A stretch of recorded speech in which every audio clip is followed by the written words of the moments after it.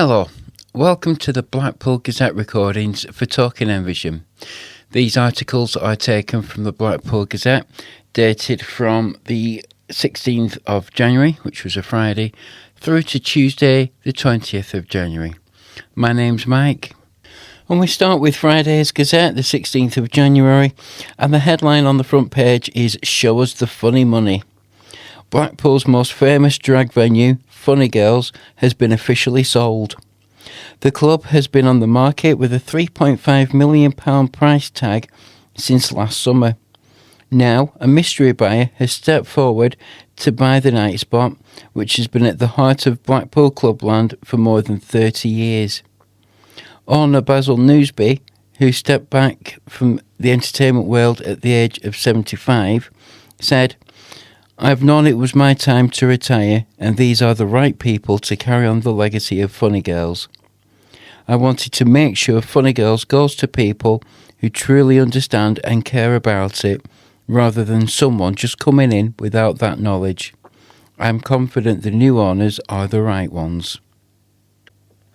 Just looking through the paper, some of the articles catching the eye. A Blackpool boy arrested after a police discovered modified fireworks in a Blackpool home remains detained under the Mental Health Act. The 16-year-old was taken into custody after police made the discovery at a home in Gloucester Avenue on New Year's Eve. Homes were evacuated and bomb disposal teams removed the devices, which were described as potentially very dangerous.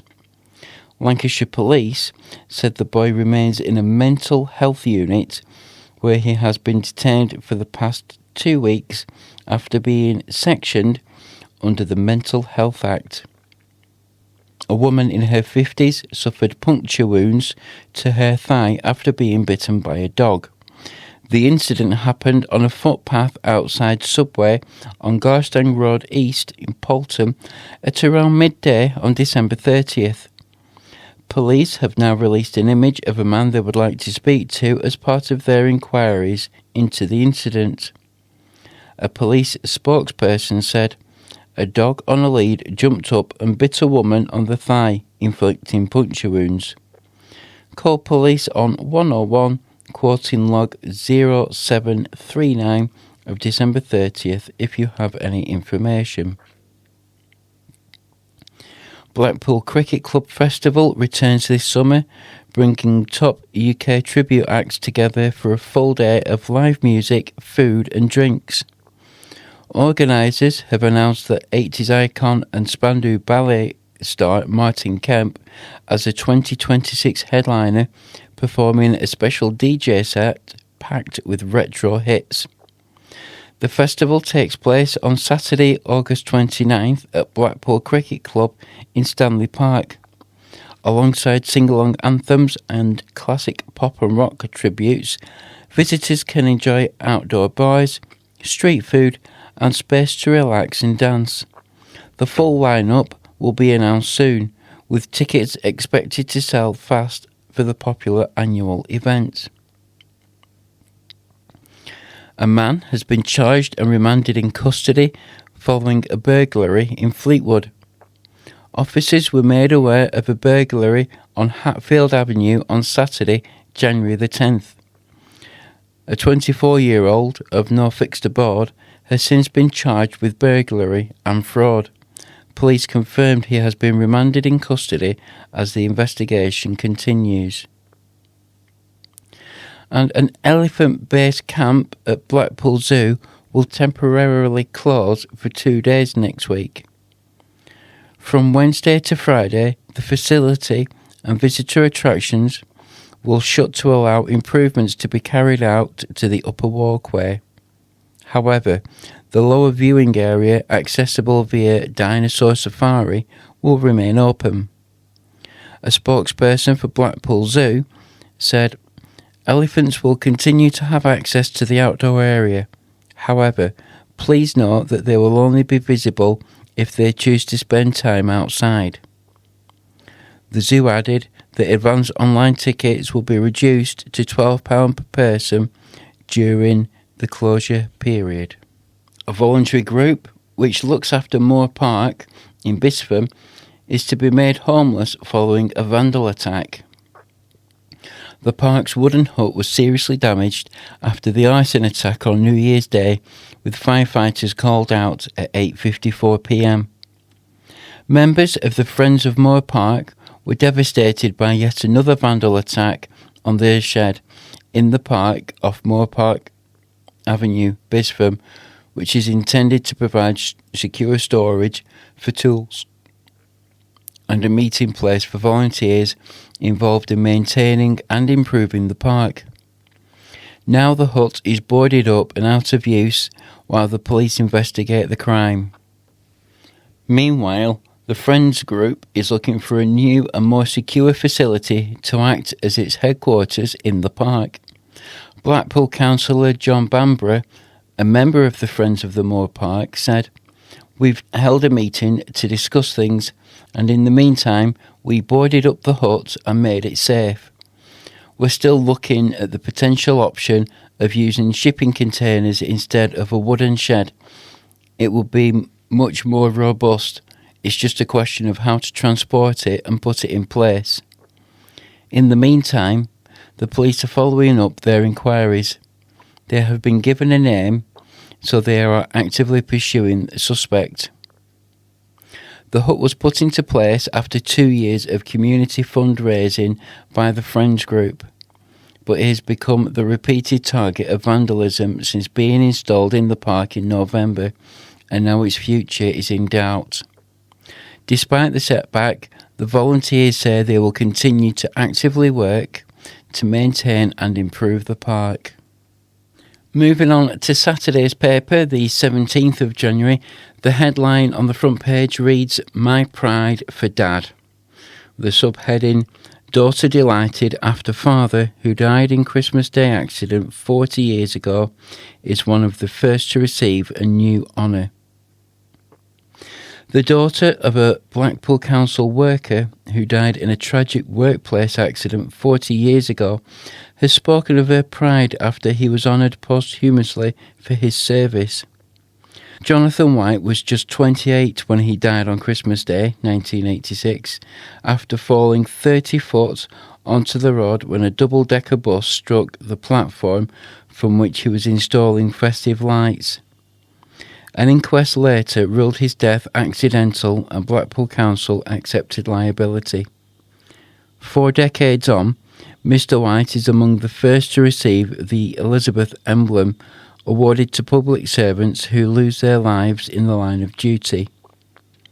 His daughter, Christina Penny, who was 4 at the time of his death, and Mr. White's sister, Mary Weaving, were invited to 10 Downing Street to mark the confirmation of the award.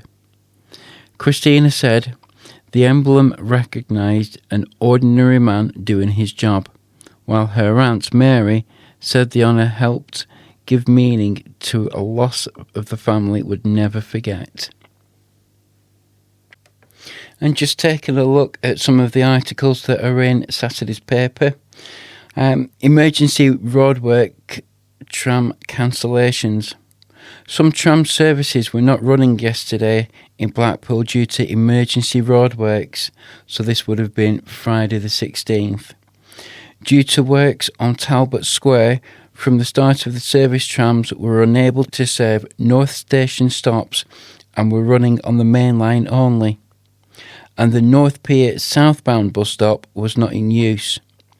Due to emergency roadworks on Talbot Square, the southbound bus stop at North Pier was out of use while there were traffic control measures in place. The northbound stop was not affected. A spokesperson from Blackpool Transport Services said, "We're sorry for any disruption to your journey." New 5-star food hygiene ratings have been awarded to 2 takeaways in Kirkham, the Food Standards Agency's website shows. Antonio's at 42 Polton Street was awarded maximum marks by inspectors on November the 20th. And Dawson's at 4 Freckleton Street received 5 out of 5 ratings after an assessment was carried out on November the 19th. And applications are now being invited for the next Lancashire Fire and Rescue Service King's Trust team at Fleetwood Fire Station. The initiative is a self-development programme open to 16 to 25-year-olds and runs for 12 weeks. The latest is due to start on Monday, January 26th, and is open to both unemployed and employed young people. It includes work experience, careers advice, qualifications, community action, and an action-packed week-long residential session. For details, visit www.lancsfirerescue.org.uk/your-community/kings-trust or call mobile number 07796 147 383. Former staff members of a popular seafront pub which closed last month claim they have yet to receive their final wage. The Manchester pub on Blackpool's Promenade closed last month, citing a drop in trade over the Christmas period. Matthew Annetts, 36, from Blackpool, who started working at the pub in July as a chef/bartender, said he is yet to be paid all of his wages accrued and holiday pay. He said, at the beginning everything was fine, and then it came to payday, which was last working day of the month, and we received no pay, which I received 3 days later. We were then due to be paid on New Year's Eve, and again nothing. We were then informed that we would be paid the next day, when we were sent an attached letter that they were closing the Manchester. I'm currently owed over £3,000 and 2 weeks holiday pay. However, Sam Sanders, who ran the pub, says he has set up a payment plan. He said that the issue began when a previous operator failed to pay the team. He said, I can now confirm that the pub has now closed. The previous operator did not pay the team. I took over 2 months ago and ensured that they were all paid. Unfortunately, trade over the Christmas period was not as busy as expected, which reduced the cash flow. As a result, I have part-paid team members and have set up a payment plan to pay going forward. It is a sad situation and I sympathise, but there is nothing else that I can do. I agreed with the team that a payment plan is in place and they all receive payments on Monday. And our next article is accompanied by an image, and the subheading for the image says, An Artist's Impression of South Beach Street Food. The picture was by Joseph Boniface Architects, and it shows how a vibrant new food amenity on Blackpool's South Shore seafront will look when completed in a little more than 3 months' time. It shows park benches, people milling around, with what appears to be containers showing food and drink vendors. And the article reads, New images show what is in store when South Beach Street Food is completed after work started in November. The site, across the road from the Sandcastle Water Park, is being transformed into a dynamic hub where locals and visitors can enjoy a wide variety of cuisines, live entertainment and a lively community atmosphere. The project is scheduled to be open by Easter, and the team behind the scene say they are creating a space where families, friends and visitors can gather for memorable meals and social experiences by the sea. Writing on Facebook, a South Beach street food spokesperson said, after months of planning and design, work is now underway to bring a brand new street food destination to the iconic South Beach Promenade. Opening Easter 2026, this vibrant new venue will bring together incredible flavours, a buzzing atmosphere right by the sea. We can't wait to show you more as the site takes shape. This is just the beginning.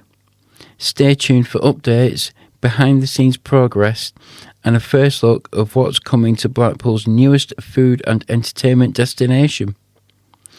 The project aims to offer more than just high-quality cuisine with menus designed to reduce food waste. It will also include live music from local artists, children's activities, dance showcases, live cookery demos, a curated bar of beers, wines and spirits, and a clear career pathways for students and new talent.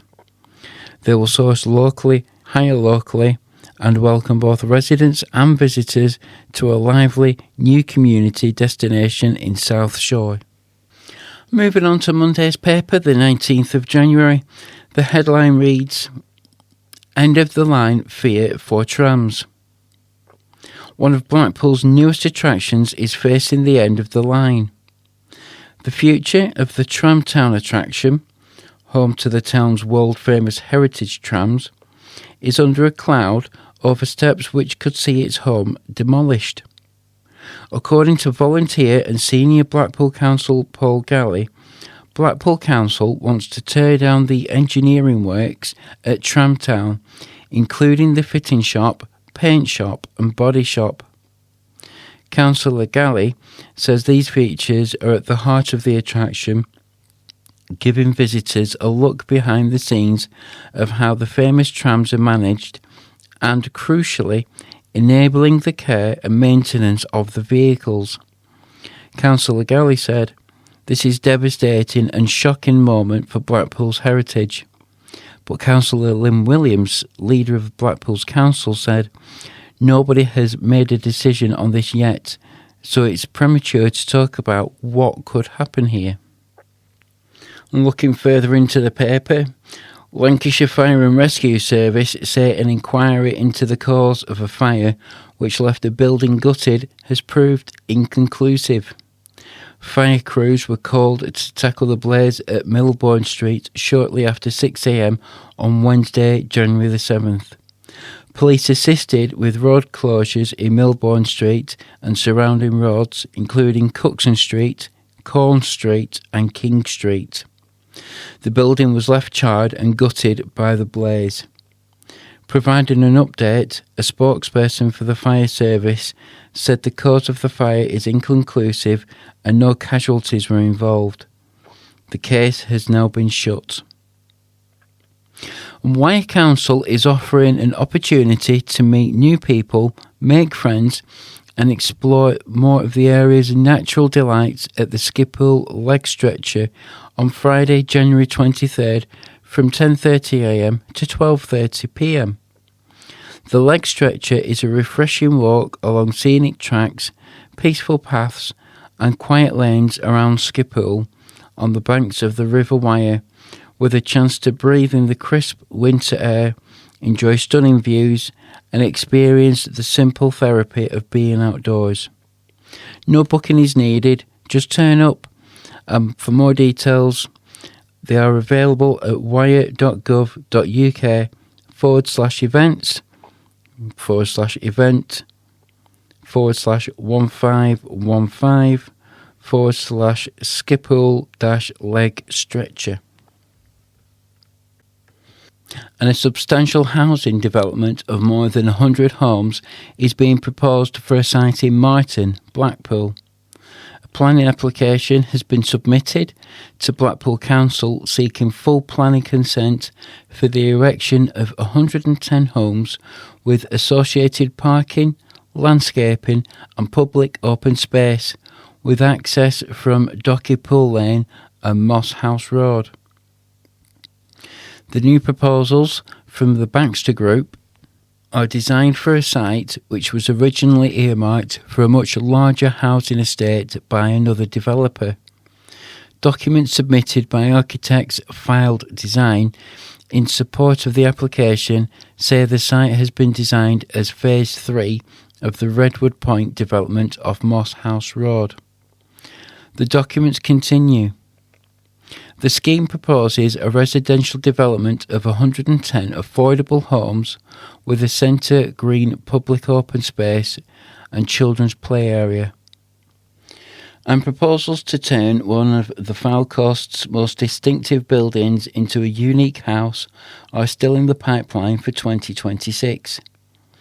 Businessman Ian Garnell was thwarted in his plans to transform Fleetwood's Grade 2 listed former radar station into a quirky home after planners at Wyre threw out the scheme in October. The distinctive oval-shaped property on the Esplanade was snapped up for £97,000 early last year by the Leicester-based architect who aimed to restore it to its former glory as a mega one-bedroomed live-in work apartment.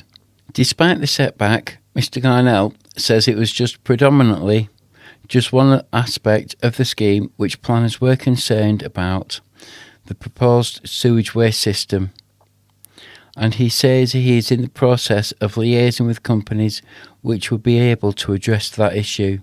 He said, "It was disappointing, but I am optimistic that the project can still go ahead and that a new planning application can be submitted as early as February." Members of Fleetwood Civic Society raised concerns that it was an inappropriate use for a Grade 2 listed building. And lastly, on Tuesday's Gazette on the 20th of January, the headline on the front page is "Don't Let Paul's Death Be in Vain." The sister of a man killed when a falling tree hit his van is urging people to back a campaign to make sure that no one else suffers a similar tragedy. Paul Fiddler died in December 2024 when a 200-year-old tree hit his van during Storm Dara as he drove to work at the family's domestic appliance business in Freckleton. The 41-year-old Lytham Town football coach had been married for less than a year when he was killed and more than 1,000 people turned out for his funeral. Just over a year on, Paul's sister, Sally Elliott, lovingly paid tribute to her brother and announced that she is backing Chrissy's Law, a national campaign which aims to make it mandatory for all councils across the UK to regularly inspect, assess and maintain trees in public spaces and parks. Sally said, "Paul had a great sense of humour and could light up a room without trying. He was taken from us in an instant, doing what he always did, going to work, looking after everyone, just being Paul." And customers enjoying a bit of breakfast in a Fylde Coast supermarket got a shock at the weekend when the ceiling collapsed. The Morrison's Cafe in Cleveley's was closed by managers after a part of the ceiling reportedly collapsed on Sunday morning. Customers in the cafe were instructed to leave the area after the incident as a safety precaution. No one was injured during the incident, but the cafe remained closed until repairs were completed. It is not clear whether it has reopened since. Morrison's were approached for comment. 4 people were taken to hospital after a crash involving a van and a taxi near Windy Harbour. 999 crews were called to the scene on the A585 around 6:16 p.m. on Saturday. It is believed the white Peugeot Bipper van had broken down and was being pushed to the side of the road by the driver and another man who had stopped to help. Whilst it was being pushed, a blue Volkswagen Transporter taxi collided with the Bipper. The driver of the Bipper, a man in his 60s, suffered serious injuries. The second man, pushing the Bipper, aged in his 30s, and the driver of the taxi, a man in his 70s, were also taken to hospital. A woman in her 60s, the passenger of the Bipper, suffered minor injuries. And police have issued an urgent appeal to help trace a 31-year-old man missing from Chesterfield who is believed to have links in Blackpool. Derbyshire Police said they are increasingly concerned for the safety of Robert, who was last seen in Chesterfield town centre at around 6 p.m. on Thursday, January 16th. Officers believe Robert may have travelled to the Wigan area but say he also has connections to Blackpool, prompting a wider appeal across the northwest. Anyone who has any information is asked not to approach him, but to call 999, quoting reference 1110-160126. And a prominent Blackpool hotel recently bought out by new owners is set to rebrand as a luxury boutique hotel, restaurant and bar, it has been revealed.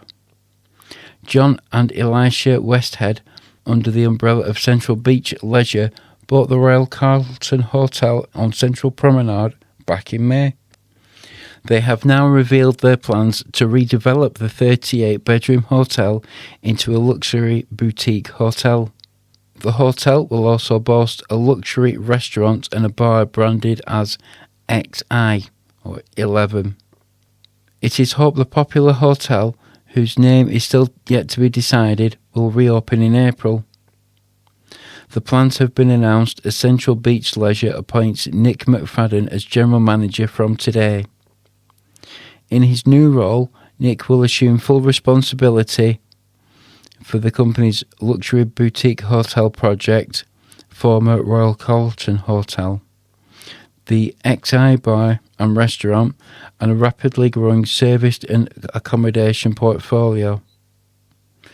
Nicholas McFadden, general manager of Central Beach Leisure, said, "I am genuinely thrilled to be joining Central Beach Leisure and to be working closely with John and Elisha on such an exciting and ambitious set of projects." Residents gathered in Fleetwood on Saturday to stage a protest over the ongoing smells from the Jameson Road site, which they say have blighted daily life for months. Campaigners held signs and banners demanding the accountability from operators and regulators as they joined Blackpool North MP Lorraine Beavers outside the site and calling for urgent action and the early closure of the landfill. Speaking at the protest, Miss Beavers said residents had endured a terrible Christmas due to the persistent orders urging people to continue reporting smells to build evidence. And one protester, Carol Jumbleton, said the poisonous stench had left her unable to manage her epilepsy properly. Miss Jumbleton from Cleveland said, "I am here for very personal reasons. I live with epilepsy, and one of the things that puts me at risk is heat. If it gets too hot, I am at risk of a seizure. So during the summer, I need to have my windows open because I have to keep the house cool. In the summer, I make a choice between having a stink in my house to keep it cool or keeping the windows closed to keep the stench out, but then being at risk of a seizure." Campaigner Alison Rowe added, "I am here to protest about the poisonous stench that we have been suffering for the last 24 months. Miss Beavers told the protest she has been meeting with the Environment Agency and Wyre Council on a weekly basis and had told them the site must be closed down now and nearby residents should not be expected to cope with the problem until next year. The site, operated by Trans Waste Limited, has been the subject of complaints for the past 2 years. Residents in Fleetwood and as far away as Cleveland and Poulton have complained about the smell of, quotes, rotten eggs. Last year, Trans Waste had operating licences suspended by the Environment Agency after it had failed to take appropriate measures to collect and manage landfill gas at the site. And finally, continued concerns about the safety of a problem roundabout have prompted an MP to arrange a meeting with highway bosses. Lorraine Beavers, MP for Blackpool North and Fleetwood, says national highways need to look at workable solutions which can realistically fix the issue at Norcross Roundabout at Thornton. But the redesign seems to be more problematic than before and may consider Norcross Roundabout the worst in Lancashire due to the frequency of accidents caused by confused drivers. Around 28,000 vehicles use the roundabout each day, according to the most recent official data. Plans for more housing off nearby Norcross Lane, in addition to the recent approval for a giant M&S food store there, have led to many fearing that things may get even worse unless the problems are addressed. National Highways say that it is listening to these concerns and it is making changes expected to be implemented by Easter. Sorry, a bit of a frog in my throat there. But Lorraine Beavers says the change needs to be effective. She said, "The roundabout is used by a lot of people, but it is badly designed because of the drivers still get confused and they don't have time to think about it. My concern is for the safety of the drivers who have to use it. National Highways will hopefully have to come to a workable solution by now, and it needs to be brought into effect as soon as possible." This week, a spokesperson for National Highways said, "We are progressing changes to road markings on the junction and a reduction in the speed limit on the northbound approach. We are finalising our plans and expect to deliver this work before the end of this financial year." And that brings the end to the readings from the Blackpool Gazette. I hope you've enjoyed these articles. Until next week, take care. Bye for now.